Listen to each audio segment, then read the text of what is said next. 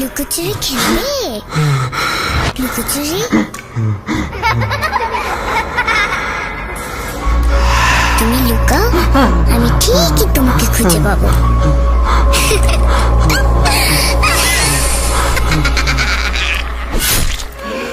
শুরু করছি আমাদের আজকের এপিসোড।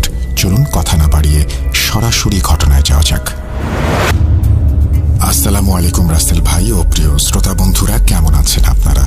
আশা করি আল্লাহর রহমতে আপনারা সবাই খুব ভালো আছেন ও সুস্থ আছেন। আমিও ভালো আছি আলহামদুলিল্লাহ। আমি আপনাদের সবার পছন্দের শো ভূত.com এর মডারেটর এবং একনিষ্ঠ ভক্ত মোহাম্মদ সাবিত আলম, লিখছি ময়মনসিংহ বিভাগ থেকে। যে যেখান থেকে আজকের এই ঘটনাটি শুনছেন, আল্লাহ আপনাদের সবাইকে সবসময় খুশি রাখুন, সুস্বাস্থ্যের সাথে দীর্ঘ জীবন দান করুন এবং আপনাদের যেন জীবনে কখনো কারোর কাছে নির্ভরশীল না হতে হয়, সেই দোয়া আমি করি। যারা বিপদে আছেন, আল্লাহ আপনাদের বিপদ থেকে রক্ষা করুন। যাদের অসুখ আছে, আল্লাহ সকলকে সুস্থতা দান করুন। আর যারা এই দুনিয়া থেকে চলে গেছেন, আল্লাহ তাদের মাফ করুন, আমিন। আমার দোয়া সবসময় আপনাদের জন্য রইবে। আপনারাও দয়া করে আমার ও আমার পরিবারের জন্য দোয়া করবেন।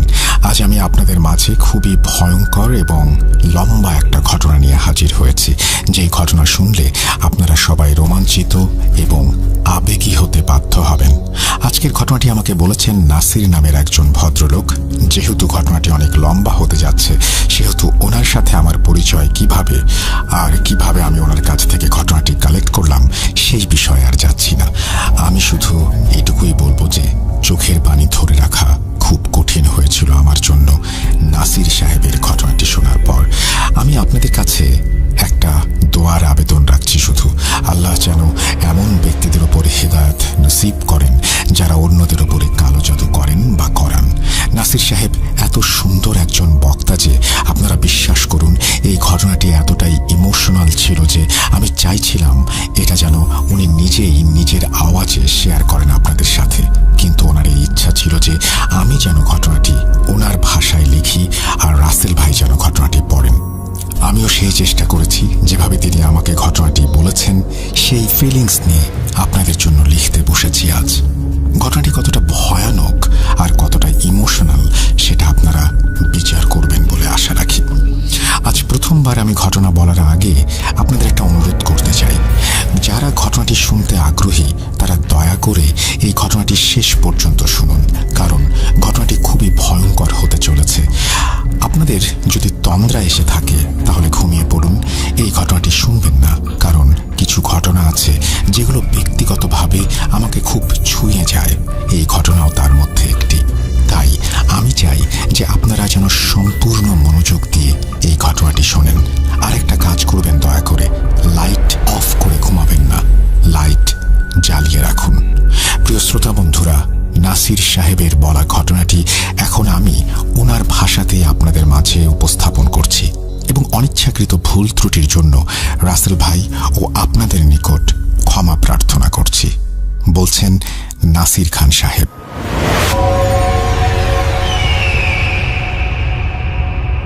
আসসালামু আলাইকুম ভাই, কেমন আছেন?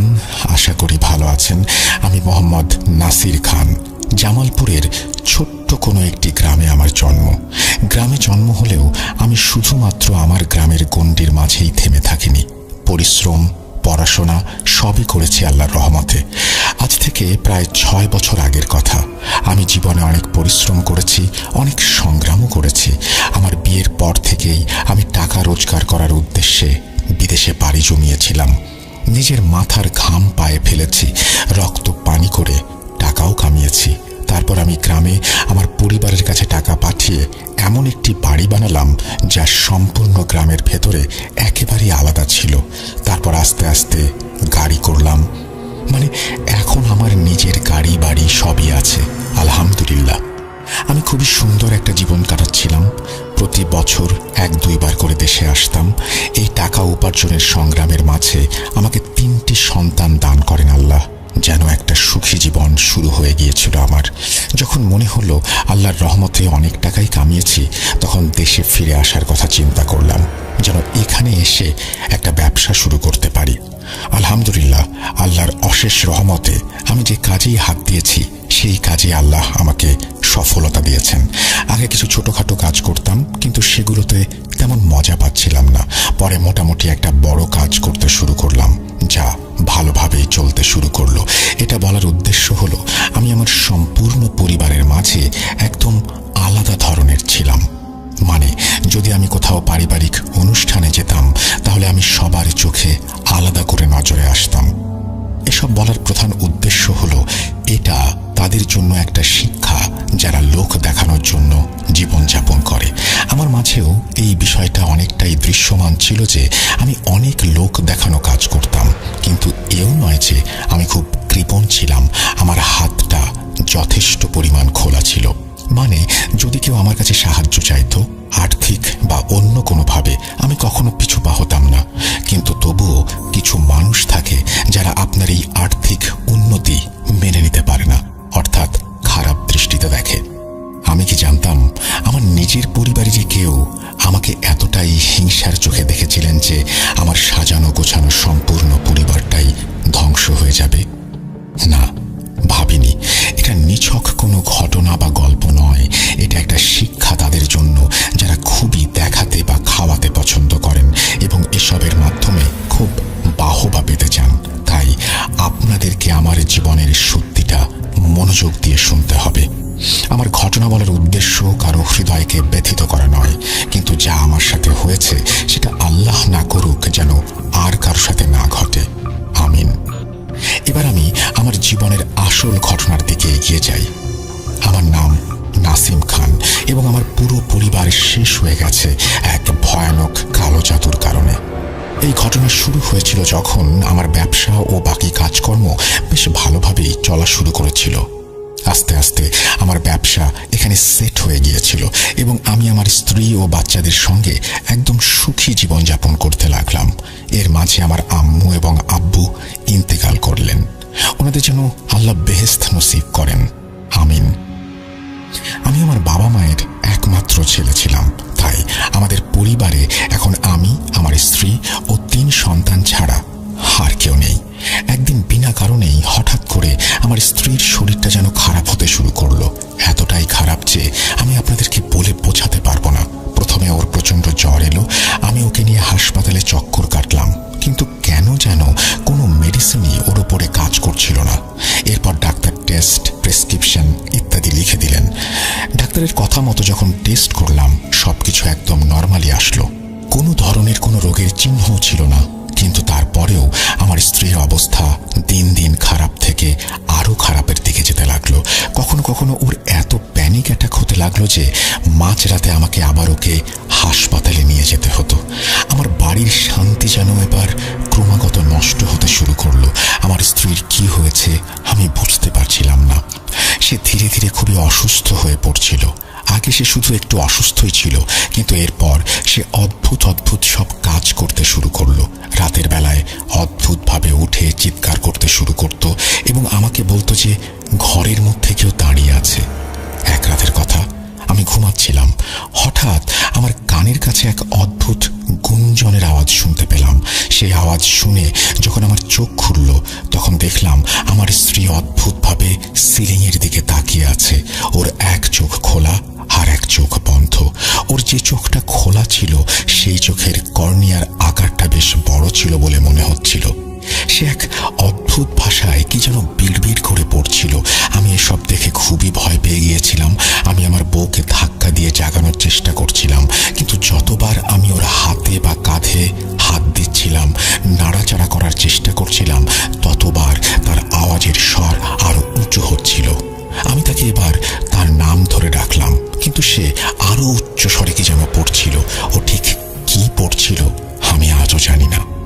আমার কথা বা কাজে কোনো কিছুই হচ্ছে না দেখে আমি তাকে তার মতো করে ছেড়ে দিলাম আর বসে বসে কাঁদতে লাগলাম। কিছুক্ষণ পর সে আঙুল দিয়ে ছাদের দিকে ইশারা করলো, কিন্তু এতক্ষণ সে যা পড়ছিল সেটা বন্ধ না করে বরং পড়তেই রইল। সেটা বাংলা, ইংরেজি, ফার্সি বা হিব্রু বা অন্য কোনো ভাষায় ছিল না আমি নিশ্চিত। এটা অন্যরকম কিছু একটা ছিল যার কোনো জ্ঞান আমার মাঝে আজও নেই। মাঝে মাঝে মনে হতো যে ওটা আসলে কোনো ভাষাই ছিল না। আমার স্ত্রীর গলার বিকৃত আওয়াজ এক অস্বাভাবিক ফ্লোতে যেন চলছিল আর চলছিল। এই দৃশ্য যে আমার কাছে কতটা ভয়ানক ছিল হয়তো বলার সময় আপনারা বুঝতে পারছেন না, কিন্তু ওই সময়টা আমি কিভাবে পার করেছিলাম সেটা আমি জানি আর আমার আল্লাহ জানেন।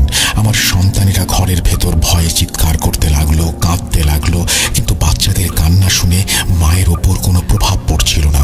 আসলে ওদের মা তো তখন এক অন্য দুনিয়ায় অবস্থানরত ছিলেন। কি করে বাচ্চাদের কথা চিন্তা করবেন তখন? এভাবেই সেই রাতটা কেটে গিয়েছিল আমাদের। এরপর আমি আল্লাহর কালামের আয়াত আওড়াতে শুরু করলাম এবং ধীরে ধীরে আমার স্ত্রী ওই বাজে অবস্থা থেকে বেরিয়ে আসতে শুরু করলো। যখন ও এই অবস্থা থেকে বেরিয়ে এলো তখন সে আমাকে জানালো যে ও কিছুই মনে করতে পারছে না যে ওর সাথে কি হয়েছিল এতক্ষণ। আমার স্ত্রীর নাম ছিল মারিয়াম। ওকে আমি মারিয়া বলে ডাকতাম। মারিয়ার এই অবস্থা দেখে এতটুকু অন্তত আমি বুঝতে পেরেছিলাম যে ওর অসুস্থতাটা নর্মাল নয়। মারিয়ার মামলাটা একটু আলাদাই ছিল। আমি গ্রামের কাছের মসজিদের একজন প্রবীণ হুজুরকে বাড়িতে নিয়ে এসে মারিয়াকে দেখালাম, যিনি নর্মালি দোয়া কালাম করে রোগীর চিকিৎসা করতেন। তিনি নিজের মতো করে দোয়া করলেন এবং কিছু পানি পড়া দিলেন এবং বললেন যে এটা সকাল, সন্ধ্যা ও রাতে মারিয়াকে পান করাতে হবে। মারিয়া আস্তে আস্তে কিছুটা সুস্থ হতে শুরু করলো, কিন্তু সে এতটা সুস্থ হয়নি যে আমি বলতে পারতাম আমার বউ সম্পূর্ণরূপে ভালো হয়ে গেছে। আসলে রোগটা তো তার ভেতরেই ছিল। কিছুদিন পর মারিয়া আবার অসুস্থ হতে লাগলো।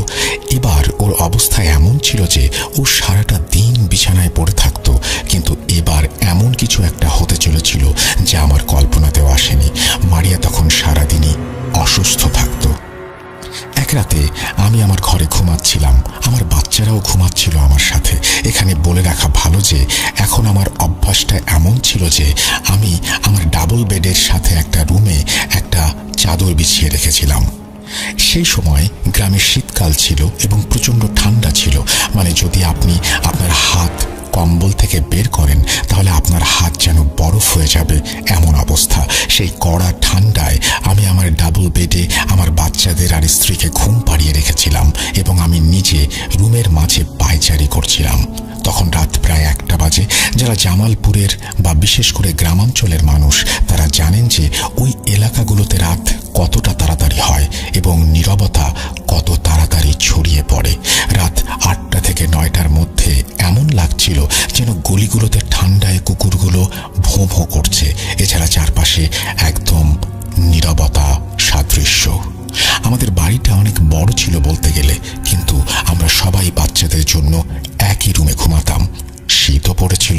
আমি সেই রুমে আমার হিটার লাগিয়ে রেখেছিলাম। আমার কিছুটা তন্দ্রা আসলে আমি বিছানার সাইডে জড়ো হয়ে শুয়ে পড়লাম এবং ঘুমিয়ে পড়লাম। হঠাৎ করে আমার ঘুমের মধ্যে এমন অনুভব করলাম যেন আমার ঘরের বাইরে বা সীমানায় কেউ আছে আর অন্য রুমগুলোতে যেন কেউ আছে। দরজার আওয়াজ শুনতে পেলাম আর মনে হলো কেউ বাইরে হাঁটছে। পায়ের আওয়াজ শুনলাম। আমার চোখ খুলে গেল। আমি কম্বল থেকে মুখ বের করলাম আর ঠান্ডার তীব্রতায় আমার অনুভূতি এমন ছিল যে যদিও ঘরের ভেতরে হিটার চলছিল তবুও ঠান্ডা লাগছে। আমি কিছুই বুঝে উঠতে পারলাম না। যখন আমার নজর আমার দরজার দিকে গেল আমি দেখতে পেলাম যে দরজাটা একটু খোলা। আমি মোবাইলের টর্চ অন করলাম, বেডের দিকে লাইট মারলাম এবং দেখলাম যে আমার স্ত্রী বিছানায় নেই। আমার কাছে খুবই অদ্ভুত লেগেছিল, কারণ কিছুদিন ধরে এমন অনেক অদ্ভুত ঘটনা ঘটছে আমার সাথে। আমি ভাবলাম হয়তো সে ওয়াশরুমে গেছে, কিন্তু ওয়াশরুম তো আমার সেই রুমের সঙ্গে অ্যাটাচড। তাহলে মেইন দরজা কেন খোলা? আমি ভাবলাম সে হয়তো পানি পান করতে গেছে বা ক্ষুধা লেগেছে বলে রান্নাঘরে গিয়েছে কিছু খাবে ভেবে। আমি কিছুক্ষণ অপেক্ষা করলাম তার ফেরার আশায়, কিন্তু অনেকটা সময় পার হয়ে গেলেও আমার স্ত্রী আর রুমে এলো না। কিছুক্ষণ পর আমি ঘর থেকে তার গলার আওয়াজ শুনতে পেলাম। যেই ঘর থেকে তার গলার আওয়াজ ভেসে আসছিল সেটা আসলে ছিল আমাদের স্টোর রুম বা ভাড়ার ঘর। আমরা ফসলের জন্য ঘরে একটা বড় টিনের ভাড় রাখি, যেটাকে আমরা আমাদের স্থানীয় ভাষায় ভান্ডার বলি, আর সেই ঘরটা আমরা স্টোর হিসেবেও ব্যবহার করতাম। সেখানে কেউ থাকতো না, আর কোনো আসবাবপত্র ছিল না। সেখানে ছিল ভান্ডার আর কিছু স্টোরের জিনিস, যার মধ্যে আমাদের কিছু পুরনো জিনিসও ছিল যখন আমরা পুরনো ঘরে থাকতাম। যাই হোক, আমি সেই ঘর থেকে আমার স্ত্রীর কথা বলার আওয়াজ শুনতে পেলাম। ঘরের কাছে এগিয়ে গিয়েও আরো ভালো করে খেয়াল করার পর আমি বুঝতে পারলাম যে ওই ভাষা ঠিক সেই ভাষা যেটা সেই রাতে আমার সঙ্গে কথা বলার সময়ও আমার মারিয়া ব্যবহার করেছিল যখন সে ঘুমাচ্ছিল। তখন পর্যন্ত আমি খুব একটা ভয় পাইনি, কিন্তু যখন আমি ওই ফিসফিসের আওয়াজ শুনলাম তখন আমার মনে ভয়ের মাত্রা বাড়তে লাগলো।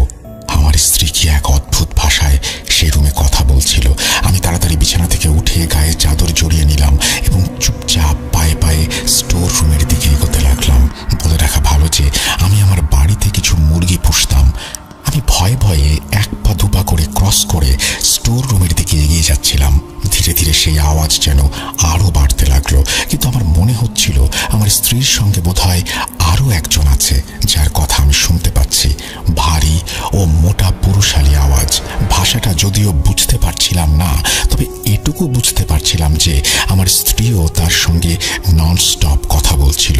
আমি যখন রুমের দরজার কাছে পৌঁছালাম, ভেতরের পরিবেশ খুবই অদ্ভুত মনে হচ্ছিল আমার। কেন জানি না মনে হচ্ছিল যে সেই রুমে শুধুমাত্র আমার স্ত্রী না, বরং আরো কিছু ব্যক্তিও আমার স্ত্রীর সঙ্গে ওই রুমে উপস্থিত আছে। রুমটা একেবারে অন্ধকার ছিল এবং ভেতরে প্রচন্ড ঠান্ডা ছিল। আমার স্ত্রীর আওয়াজ ভেতর থেকে কেমন যেন শোনা যাচ্ছিল। কিভাবে বোঝাবো আপনাদের? মনে করুন কারো গলার আওয়াজ ভেঙে একেবারে ভারী হয়ে গেলে তার স্বর যেমন শোনাবে, অনেকটা তেমনই। আমি ভয়ে ভয়ে দরজার সামনে চলে গেলাম, দোয়া ও কালেমা পড়া শুরু করলাম। তারপর ওই দরজায় নক করলাম, কিন্তু ভেতর থেকে কোনো আওয়াজ পেলাম না। আমার স্ত্রী চুপ করে আছে দরজার কড়নার শব্দ শুনে।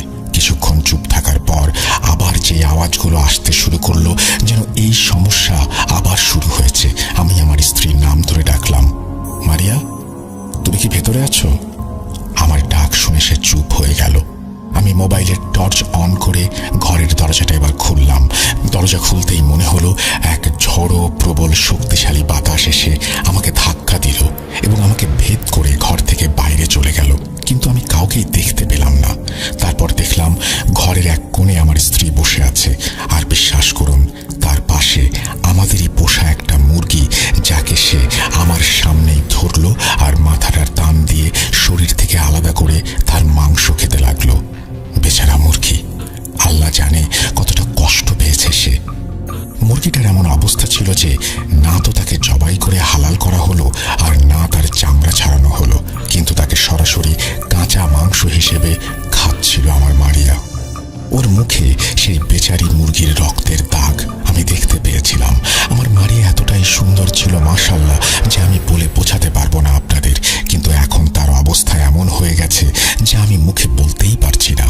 যাই হোক, মারিয়ার এই অবস্থা দেখে আমার মন ভেঙে গেল এবং আমি খুব বেশি পরিমাণে ভয় পেয়ে গেলাম। আমি তাকে ভয়ে ভয়ে ধরে ঘরে নিয়ে এলাম। আমি প্রথমে তার মুখে হাত দিয়ে ধরলাম এবং কালেমা পড়লাম। হুজুর আমাকে ফুঁক মারার জন্য যে পানি দিয়েছিলেন সেটাও প্রয়োগ করলাম।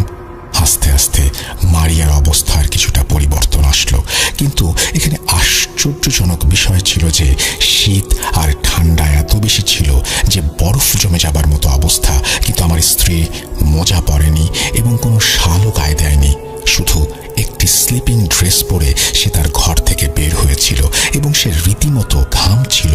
টপ টপ করে ওর লম্বা লম্বা চুল থেকে পানি চুইয়ে পড়ছিল। আমি তাকে বেডে নিয়ে গিয়ে শুইয়ে দিলাম। সে যেন একেবারেই চুপ ছিল, এমনকি আমার সঙ্গেও কোনো কথা বলছিল না। বিলিভ মি ব্রাদার, আপনি যদি আমার জায়গায় নিজেকে কল্পনা করেন তাহলে হয়তো এই কষ্ট, এই দুঃখ অনুভব করতে পারবেন যে আমার হাসি খুশি জীবন, আমার এত সুন্দরী স্ত্রী কি করে এরকম হয়ে যাচ্ছে। কিন্তু এটা তো কেবলমাত্র শুরু। এরপর কি হতে যাচ্ছে সেটা আমি বলতে গেলেও আমার শরীরের লোম যেন দাঁড়িয়ে যাচ্ছে। যাই হোক, মারিয়ার এই অবস্থার কিছুটা উন্নতি হওয়ার পর আমি তাকে কভার করে কম্বল দিয়ে ঢেকে শুইয়ে দিলাম। এটা ছিল ঘটনার দ্বিতীয় দিন। আমি শুধু এই চিন্তা করতে করতে সময় কাটাচ্ছিলাম যে আমার স্ত্রীর আসলে হয়েছেটা কি। আমার ছোট ছোট 3টা বাচ্চা আছে, ওদের দোয়ার অজুহাতে যেন আল্লাহ আমার সুস্থ করে দেন। এসব ভাবতে লাগলাম সারাটা দিন। এদিকে আমার মারিয়া, তার অবস্থা এতটাই খারাপ হয়ে যাচ্ছিল যে সারাদিন সে বিছানা থেকে উঠতে পারত না, কিন্তু রাত হলেই সে যেন খুবই অ্যাক্টিভ হয়ে যায় এবং একা একা অদ্ভুতভাবে কিছু পুরনো স্মৃতি নিয়ে কথা বলে, যা হয়তো নিজের সাথেই কথা বলা। নিজের মাথা চুলকে চুলকে চামড়া ছিলে রক্ত অব্দি বের করে ফেলত। কিন্তু যখন সে স্বাভাবিক থাকে তখন সে একেবারেই আগের মতো। দিনের বেলাতেও যখন তার শরীর খারাপ থাকে তখন সে আমার সঙ্গে স্বাভাবিকভাবে কথা বলে। আমি পরদিন সকালে তাকে জিজ্ঞাসা করলাম যে, রাতে তুমি স্টোর রুমে কি করছিলে? সে উত্তরে বলল, আমার তো কিছু মনে নেই, আমি তো ঘুমাচ্ছিলাম, কিন্তু সকালে উঠে ভীষণ ক্লান্ত লাগছিল আমার। এই বলে সে বমি করা স্টার্ট করলো। সারাদিনের ভেতর 10 থেকে 12 বার বমি করলো সে। হয়তো সে ওই কাঁচা মাংসটা হজম করতে পারেনি। আমি আমার আশেপাশের সবাইকে আমার স্ত্রীর এই অবস্থার কথা বললাম এবং ভালো একজন হুজুরের খোঁজ করতে লাগলাম। আমার অবস্থা এমন হয়ে গিয়েছিল যে যাকেই সামনে পেতাম তাকেই বলতাম যে একজন সত্যিকারের কাজ করতে পারে এমন ব্যক্তির সন্ধান দিন, যাকে দিয়ে আমি আমার মারিয়ার চিকিৎসা করাতে পারি।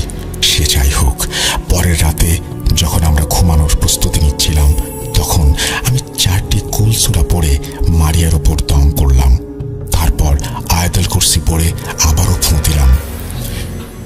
এরপর আমি আমাদের বাচ্চাদের ঘুম পাড়িয়ে নিজেও শুয়ে পড়লাম, কিন্তু টেনশনে আমার ঘুম আসছিল না।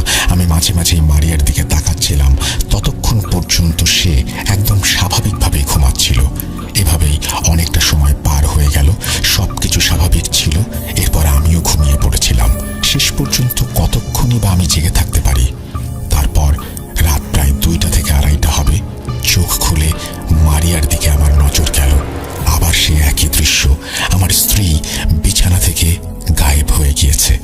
মোবাইলে টর্চ অন করে রুমের ভেতর চোখ বুলিয়ে দেখলাম, কিছুই দেখতে পেলাম না। তারপর আমি সারা ঘর জুড়ে মারিয়াকে খুঁজতে লাগলাম। আমার স্ত্রী কোথাও নেই। আমি বাইরের আঙিনায় গেলাম, সেখানে আমি একটা লন তৈরি করেছিলাম। আমি দেখলাম সেখানে আমার মারিয়া বসেছিল এবং বসে বসে কিছু একটা খনন করছিল। তার অবস্থা একদম এমন ছিল যে সে কোনো গরম কাপড়ও পরেনি, পায়ে কোনো স্যান্ডেলও পরেনি।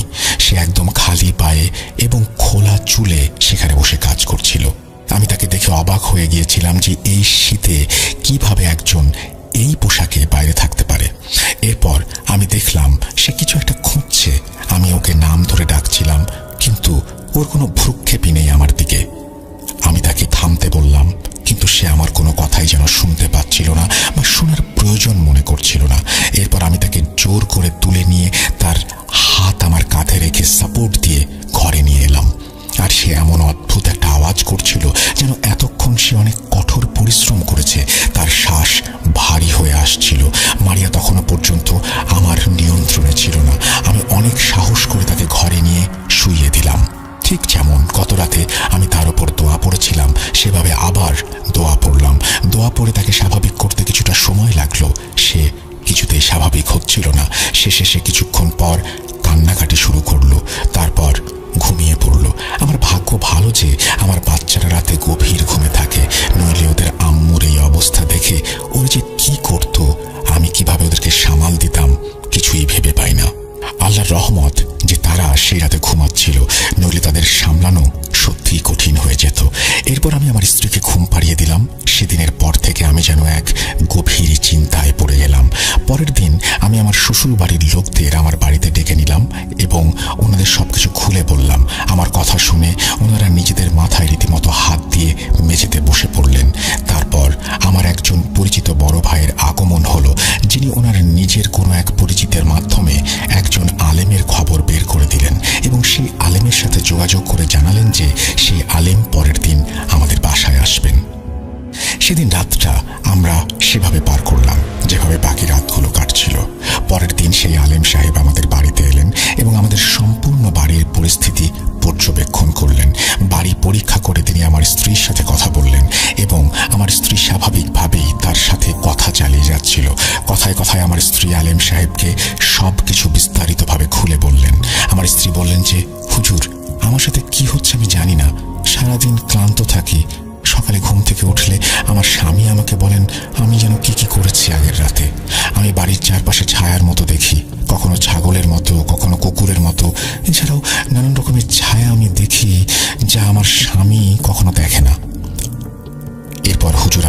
জিজ্ঞাসা করলেন রাতে আমার স্ত্রী ঠিক কি করেন। আমি ওনাকে সবকিছু বুঝিয়ে বললাম। তারপর উনি আবারও সম্পূর্ণ বাড়ির পরিস্থিতি খতিয়ে দেখলেন, কিছু আমল করলেন এবং সম্পূর্ণ বাড়িতে ঘুরতে লাগলেন। উনি হাঁটতে হাঁটতে সেই জায়গায় গিয়ে থামলেন যেখানে আমার স্ত্রী আগের রাতে কিছু একটা খনন করেছিল। উনি আমাকে সেই জায়গাটা দেখিয়ে বললেন যে এখানে খনন করো। এখানে একটা কথা বলে রাখা ভালো যে আমি হুজুরকে কখনোই বলিনি যে মারিয়া এই জায়গায় বসে কিছু একটা খনন করেছিল। এখন সেই আলেম কিভাবে জানলেন যে সেই জায়গাটাতেই খনন করতে হবে? সে যাই হোক, আলেম সাহেব বললেন, শোনো বাবা, তুমি এই জায়গা খুঁড়ে ফেলো এবং যদি কিছু বের হয় তাহলে সেটা ছোবে না। এরপর আমি সেই জায়গা খোঁড়াখুড়ি করলাম এবং কিছু দূর খুঁড়তেই একটা পুতুল পেলাম, যেমনটা একটা ছোট প্লাস্টিকের পুতুল হয়ে থাকে। পুতুলটার চেহারাটা কিছুটা বিকৃত করা ছিল এবং তার উপর কিছু রক্ত আরও কিছু ম্যাটেরিয়াল লেগেছিল। ভাই, আমি কি বলবো, সেই পুতুলটার ওপর অদ্ভুত অদ্ভুত কিছু লেখা ছিল আর সারা শরীরে সুই ফোটানো ছিল। আলেম সাহেব বললেন, এটা ছোবে না, একটা কালো পলিথিনের ব্যাগ নিয়ে আসো, এরপর সেটা দিয়ে ধরে পুতুলটাকে ব্যাগে ভরে ফেলো। এরপর আমি একটা কালো পলিথিনের সাহায্যে পুতুলটাকে ব্যাগের ভেতর ঢুকিয়ে দিলাম। আমি অবাক হয়ে গিয়েছিলাম। তুমি বিশ্বাস করবে কিনা জানি না, যখন সেই পুতুলটাকে বাইরে বের করা হলো তখন তার ভেতর থেকে ধোঁয়া বের হচ্ছিল, যেন পুতুলটা পুড়ে যাচ্ছে। কি বিশ্বাস হয়? লিখে রাখো, আমার স্ত্রীর সাথে কোনো মিল পাচ্ছ? মনে আছে বলেছিলাম যে আমার স্ত্রী এই শীতের রাতেও ঘেমে নিয়ে একাকার। যাই হোক, পুতুলটাকে ব্যাগে ঢোকানোর পর আলেম সাহেব সেটা আমার হাত থেকে নিয়ে নিলেন এবং আমার শ্যালক আর আমাকে বললেন যে এটা এমন জায়গায় দাফন করো যেখানে কেউ আসবেও না আর এটা খুঁজেও পাবে না, জলদি করো। আমি আর আমার শ্যালক এমন একটা জায়গা খুঁজে বের করলাম যা সম্পূর্ণরূপে মানুষের নাগালের বাইরে ছিল। আমরা এরপর সেই জায়গায় একটা গর্ত করে পুতুলটাকে দাফন করে এলাম। আলিম সাহেব আরও বলেছিলেন যে তোমরা যখন এটা দাফন করবে তখন পেছনে তাকাবে না। ওনার কথা মতো আমরা পেছনে তাকাইনি, কিন্তু কি বলবো ভাই, সেই সময়টা যে কি ছিল, চারপাশে যে কি নিস্তব্ধতা ছিল, এসব ভাবলে আজও শরীরের ভেতরে ঠান্ডা বাতাসের স্রোত বয়ে যায়। যাই হোক, আমাদের উপর শর্ত ছিল যে পুতুলটাকে রাতের অন্ধকারে দাফন করতে হবে। যখন আমরা সেটাকে দাফন করে ফিরে আসছিলাম, আমাদের মোটর সাইকেল একটু দূরে দাঁড় করানো ছিল।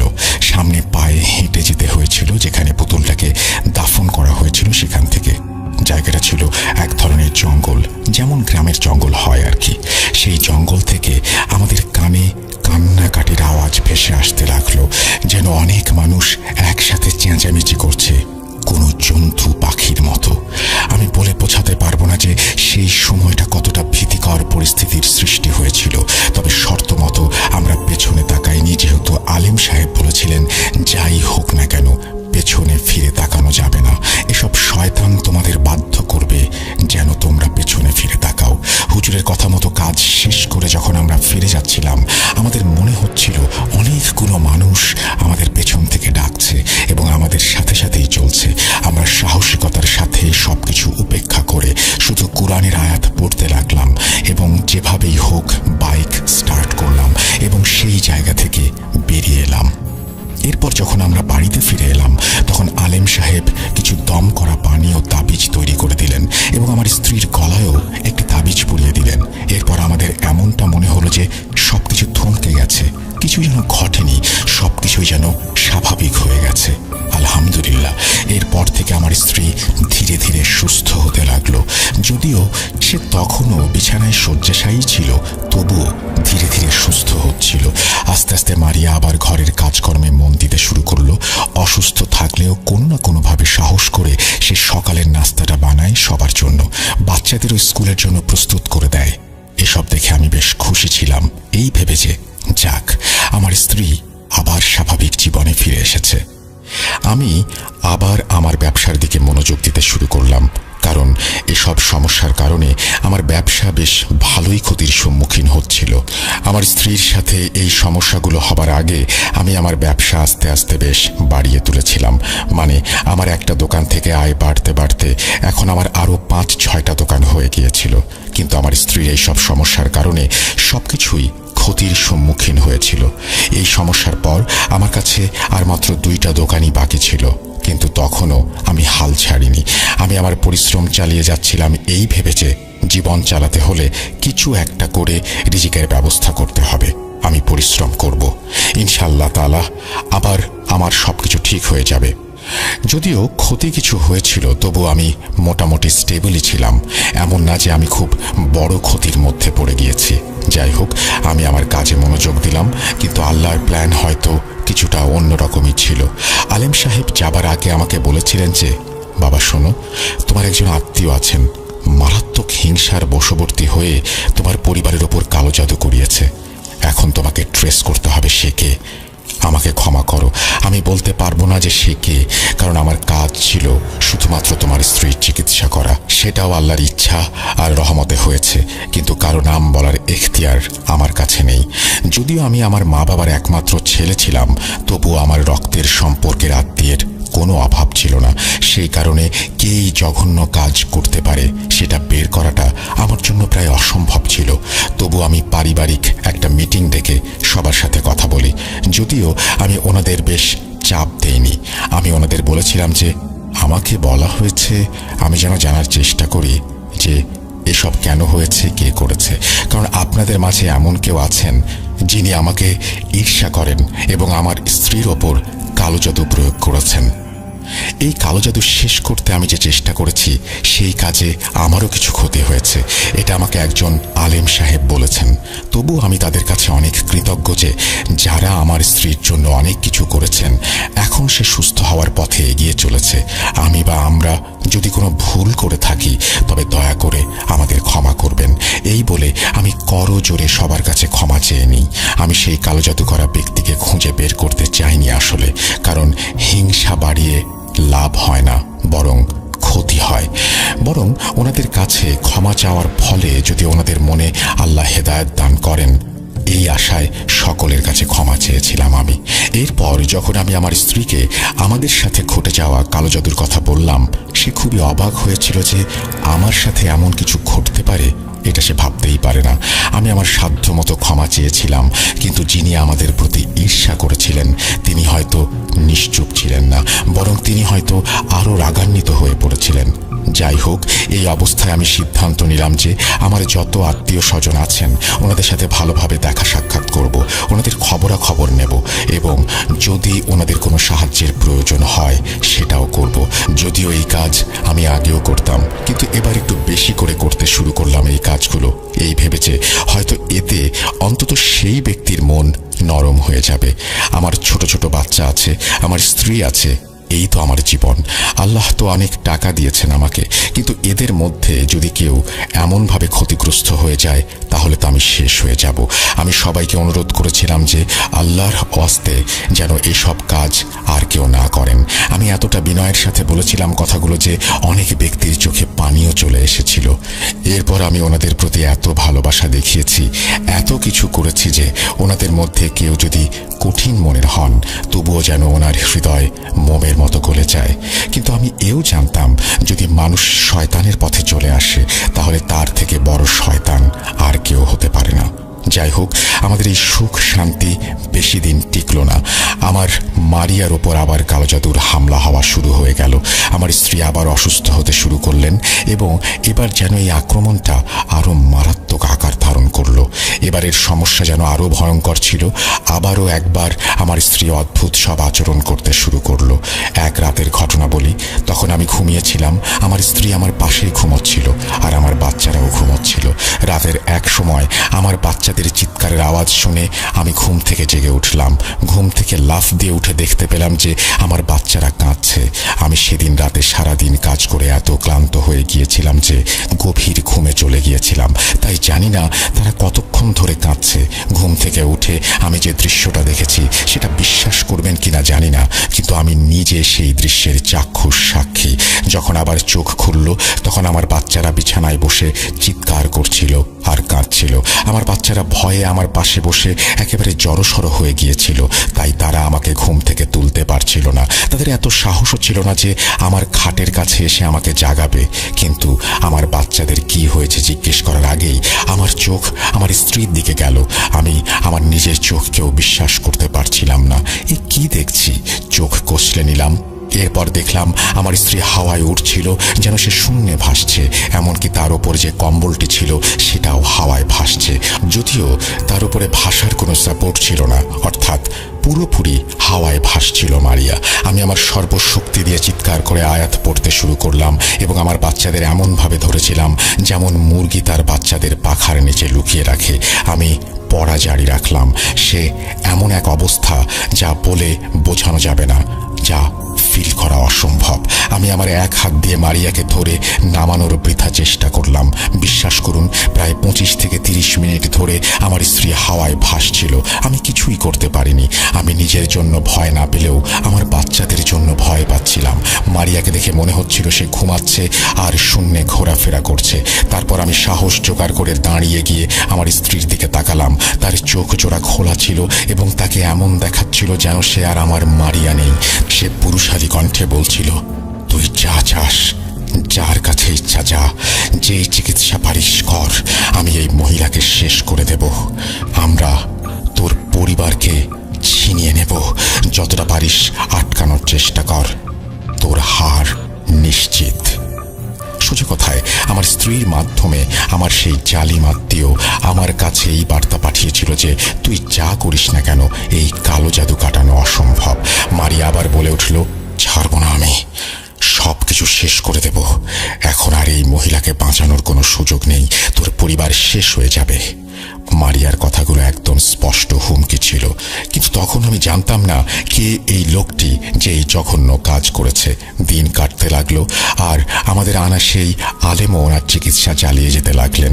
আমার স্ত্রীর স্বাস্থ্যের অবস্থা ওঠানামা করতে লাগলো। কখনো কিছুটা সুস্থ হয়ে যাচ্ছিল, আবার কখনো একেবারে বিছানায় পড়ে যাচ্ছিল। সে এতটাই দুর্বল হয়ে গিয়েছিল যা আমার চোখে দেখার মতো ছিল না। আমার এত সুন্দর স্ত্রী আর এখন কি অবস্থা আমি ভাবতেও পারি না। আমি শুধু নুরানি অর্থাৎ ইসলামী চিকিৎসাই করাইনি, হাসপাতালেও নিয়ে গিয়েছিলাম মারিয়াকে। ডাক্তারের দেয়া টেস্টগুলো করালাম, রিপোর্টগুলো নিয়ে ডাক্তারকে দেখালাম। সবকিছুই নর্মাল। আমার দিক থেকে চিকিৎসার যেন কমতি না থাকে এই জন্য সব ধরনের চিকিৎসাই করিয়েছিলাম মারিয়াকে। লোকজন আমাকে বলে, ভাই ধর্মীয় চিকিৎসা করান, মেডিকেল থেকে দূরে থাকেন। কিন্তু আমি তো মেডিকেলেও যাই এবং ধর্মের দিকেও যাই, যাতে কোনো ভুল না হয় এবং আমার জীবনটা বিগড়ে না যায়। চিকিৎসারত আলেমও অনেক দুশ্চিন্তায় ছিলেন আমাদের নিয়ে। যখন আমি এখানে এসে আমল করি তখন সব ঠিক থাকে, কিন্তু যখন আমি আমল শেষ করে চলে যাই তখন আমার উপরে অনেক চাপ আসে। আমারও সন্তান আছে, তবুও উনি হাল ছাড়েননি। কিন্তু ওনার এই দুশ্চিন্তা অযথা নয়, এও আমার জানা ছিল। আমি খেয়াল করেছিলাম যে আমি যতই আমার স্ত্রী নিয়ে ঘুরে ঘুরে নানান কবিরাজ ও ডাক্তারের চিকিৎসা নেই না কেন, তার স্বাস্থ্যের কোনো উন্নতি হচ্ছিল না। এখন সে সম্পূর্ণরূপে শুকিয়ে গেছে। আল্লাহ কেন আমার মিনতি শুনছিলেন না আমি জানি না। এক রাতে আমি ঘুমানোর প্রস্তুতি নিচ্ছিলাম, আমার বাচ্চারা তখন ঘুমাচ্ছিল। আমার মারিয়া আমার কোলে মাথা রেখে আমাকে অদ্ভুতভাবে দেখছিল। আজ অনেক দিন পরে তার চোখে আমার জন্য সেই পুরাতন ভালোবাসার আভাটা দেখতে পেলাম। আমি ওকে জিজ্ঞেস করলাম, কি দেখছো? কিছু বলবে মারিয়া? আমার কথার উত্তর না দিয়ে সে শুধু আমাকে দেখেই যাচ্ছিল। সে আমাকে ইশারায় তার কাছে ডাকলো। আমি তার মুখের কাছে আমার মাথাটা নিয়ে গেলাম। সে শক্ত করে আমার হাত ধরে বলল, যদি আমার কিছু হয় তাহলে আমার বাচ্চাদের খেয়াল রেখো। ধুর বলে আমি তাকে বললাম, তুমি সব কথা কেন বলছো মারিয়া? সে বলল, যাই হোক, আমাকে কথা দাও, যদি আমার কিছু হয় তাহলে আমার বাচ্চাদের খেয়াল রাখবে। সেই কথাগুলো বলেছিল আর বারবার আমার চোখের দিকে তাকিয়েছিল ওই দিন। আল্লাহ তাআলা স্বামী স্ত্রীর সম্পর্কটাকে কতটা মধুর ও সুন্দর করে বানিয়েছেন। যদি নেককার বউ পাওয়া যায় তাহলে এই দুনিয়ায় পুরুষের জন্য জান্নাত তৈরি হয়। আমি আমার এই বউকে নিয়ে কখনোই কোনো অভিযোগ করিনি, কারণ তিনি খুব ভালো একজন গৃহিণী ছিলেন, যিনি আমার বাচ্চাদের সামলেছেন, আমাকে সাপোর্ট দিয়েছেন।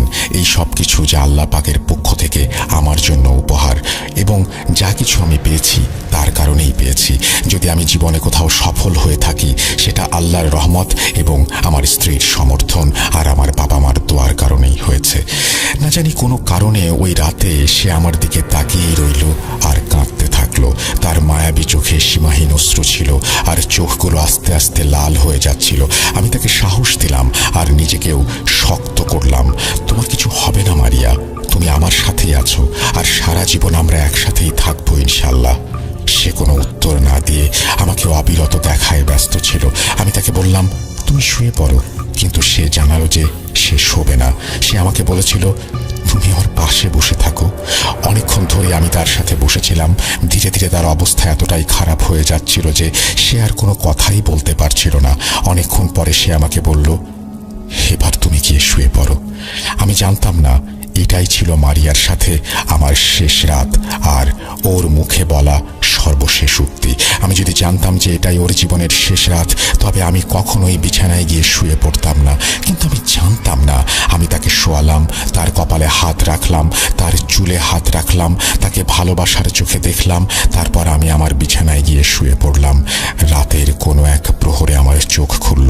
আমার অভ্যাস ছিল যে রাতে আমার ঘুম ভাঙলেই আমি আমার ডান পাশে ফিরে স্ত্রীর দিকে তাকাতাম।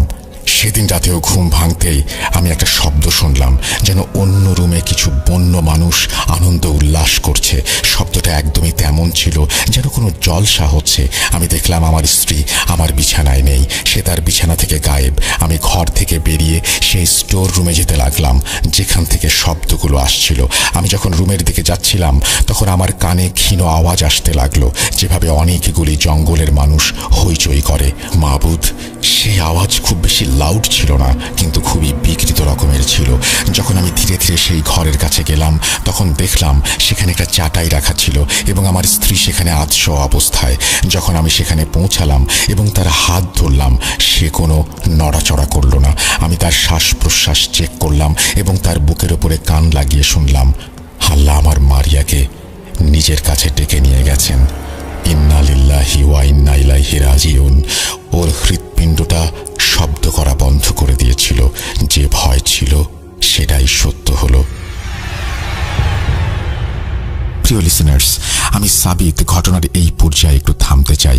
নাসির সাহেব ওনার স্ত্রীর মৃত্যুর কথা বলে আমার সামনে যেন এক শিশুর মতো কান্নাকাটিতে ভেঙে পড়েছিলেন।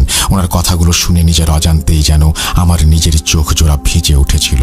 আমি জীবনে অনেক কালো জাদু রিলেটেড ঘটনা শুনেছি, কিন্তু কখনো এতটা কষ্ট পাইনি যে আমার নিজের চোখেও পানি চলে আসে। উনি আসলেই ওনার স্ত্রীকে কতটা ভালোবাসতেন সেটা স্পষ্ট বোঝা যাচ্ছিল ওনার কথায়। আমি এরপর নাসির সাহেবকে নিয়ে দোকান থেকে পানি কিনে খাওয়ালাম। কিছুক্ষণ রাস্তায় হাঁটলাম ওনাকে শান্ত করার জন্য। উনি কিছুটা শান্ত হয়ে আমাকে আবার ঘটনার বাকি অংশ বলতে শুরু করলেন। আরও একবার বলছেন, নাসির সাহেব, সেদিনের পর থেকে আমার দুনিয়া যেন উজাড় হয়ে গিয়েছিল। আমার স্ত্রী মারা গেলেন। সেই কালো জাদু আমার স্ত্রীর জীবন কেড়ে নিয়েছে। আমার স্ত্রী এখন আর এই দুনিয়াতে নেই। আমি সেই রাতে মারিয়ার লাশ আঁকড়ে ধরে ছোট বাচ্চাদের মতো কেঁদেছিলাম। যেই শয়তানের বাস আমার মারিয়ার ভেতরে ছিল, সে তার কাজ সম্পন্ন করে গেছে। মানুষ কি পায় আমি জানি না। কারোর জীবন নষ্ট করে কি হাসিল হয়? মারিয়াকে মেরে সেই লোক কি কোনো টাকা পেল? কোনো জাহান পেয়ে গেল? কিছুই তো না। তাহলে কেন এই প্রতিহিংসা? জানি না আমি। আসলে এই কালো জাদু জিনিসটা খুবই বিপজ্জনক।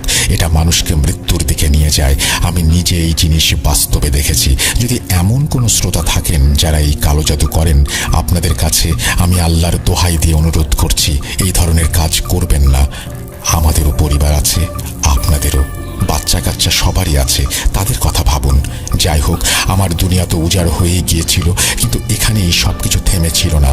এখনো অনেক কিছু বাকি ছিল। সকাল হলো, আমার বাচ্চাদেরও তাদের আম্মুর মৃত্যুর খবর দেয়া হলো।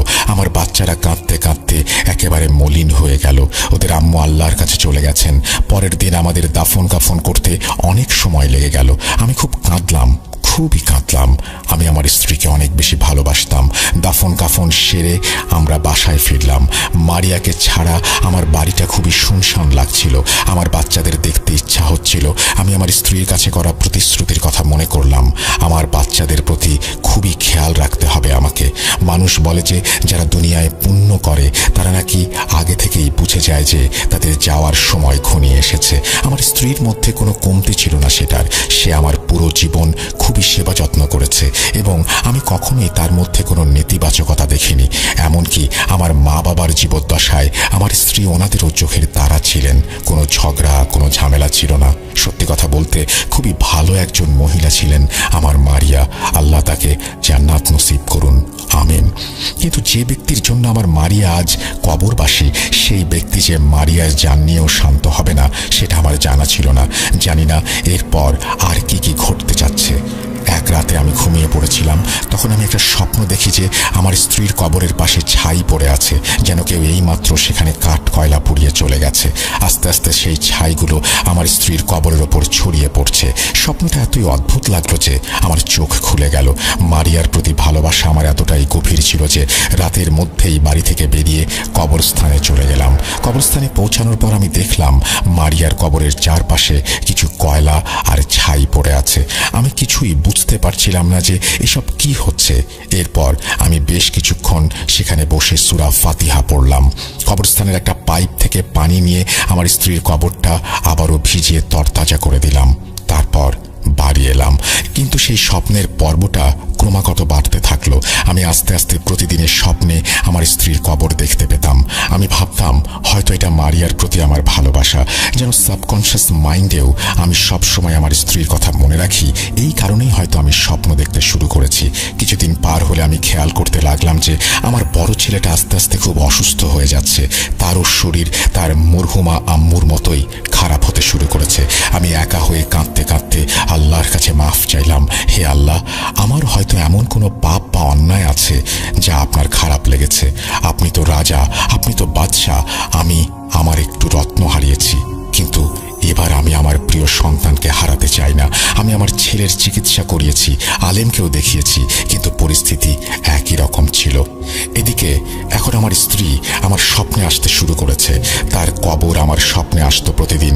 এবার সে আসে, কিন্তু এবার আস্তে আস্তে আমার স্ত্রী আমার স্বপ্নে আসা শুরু করেছে। আমার স্বপ্নে এসে সে খুবই ভেঙে পড়তো।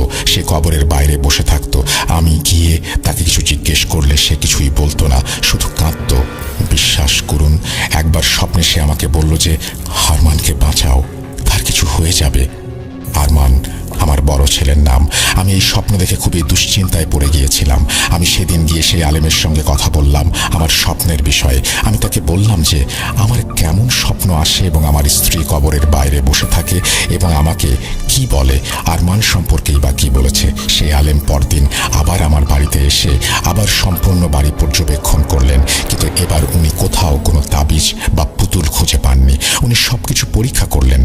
না বাবা, কোনো কালো জাদু আছে, কিন্তু তাবিজের কোনো খবর পাচ্ছি না।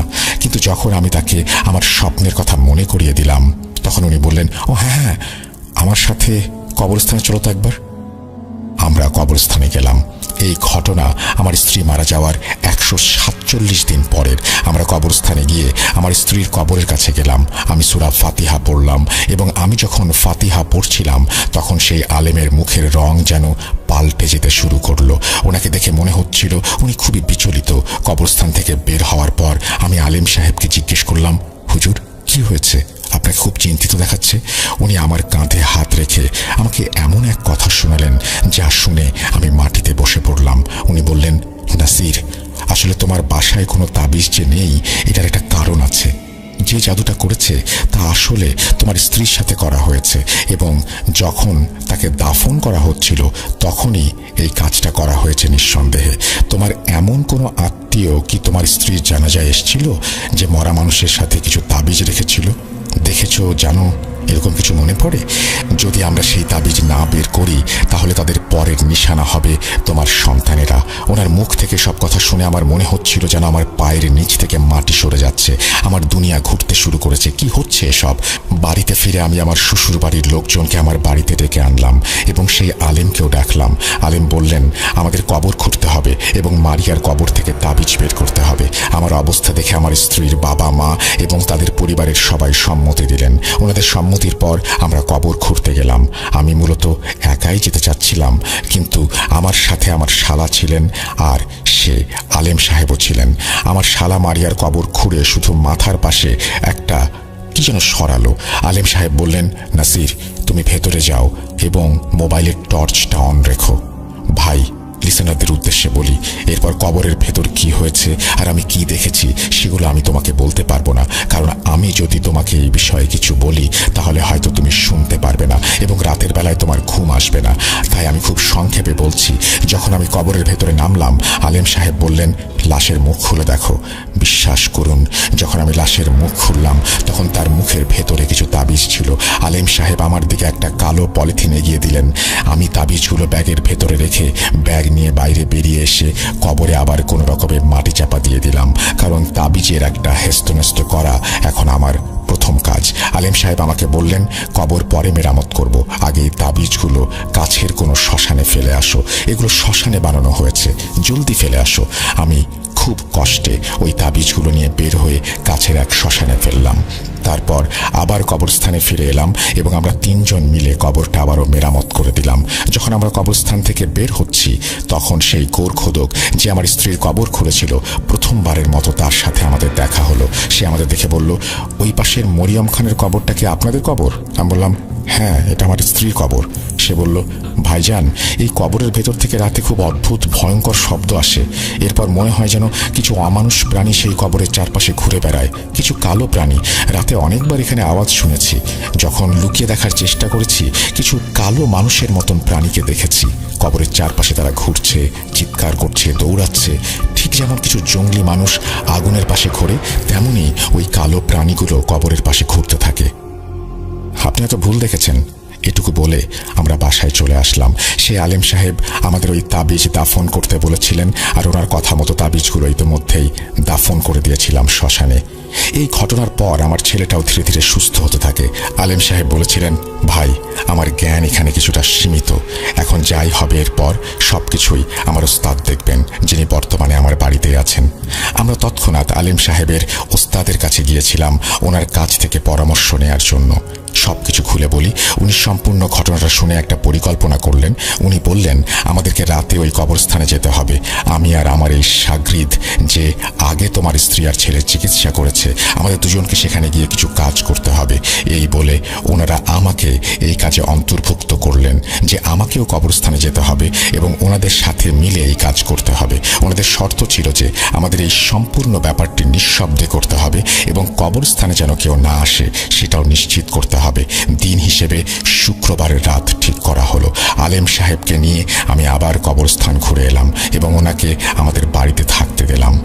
দ্বিতীয় দিন রাতের দিকে বা জুম্মা রাতে আমরা কবরস্থানের উদ্দেশ্যে বেরিয়ে পড়লাম। কিছু মোমবাতি, মুগ ডাল আর আগরবাতি নিয়ে আমরা কবরস্থানের দিকে এগিয়ে গেলাম।